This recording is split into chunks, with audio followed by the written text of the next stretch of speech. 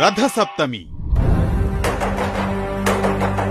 కలియుగ వైకుంఠం తిరుమలలో అంగరంగ వైభవంగా రథసప్తమి పర్వదిన వేడుకలు.